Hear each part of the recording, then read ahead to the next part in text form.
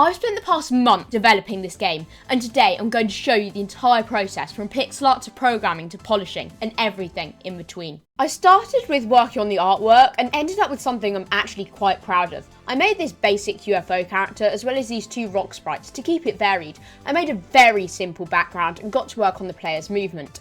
Oh yeah, and now would probably be a good time to tell you about the idea for this game. You'd play as a UFO which could move around the screen dodging rocks that fell through the top. The player has a velocity variable starting at 0, which is constantly increasing by a gravity of 0.4, which is down as, in Minigame, we work in the 4th quadrant of the coordinate grid. When the spacebar is pressed, the player's velocity is set to -4. I also made it so that if the player is below the bottom of the screen, they're moved to the top. With vertical movement now out of the way, I moved on to the x-axis. I made it so that the player can move left and right with a simple boolean flag, and made it able to go through the sides of the screen, and boom, the player was done. Next, I moved on to the rocks, which were more complex than they seem. They moved downwards at a constant rate, and, when they were at the bottom of the screen, moved to the top with a random offset, so all the rocks fell at different times. When that happened, they would subtract 1 from a timer that started at a random value between 3 and 6. When that timer hit 0, it reset and another rock spawned from a list of rocks that was defined at the start.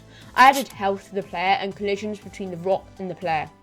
When the player's health hit 0, nothing happened because there wasn't a death screen. So I added one along with some more UI.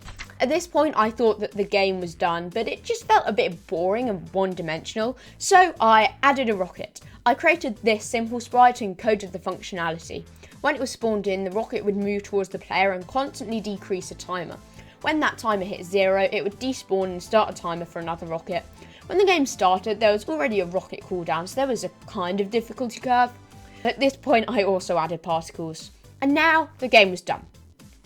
Just kidding. I felt there wasn't really enough gameplay here. I mean, you just dodged obstacles with no way to fight back. So I added a bullet.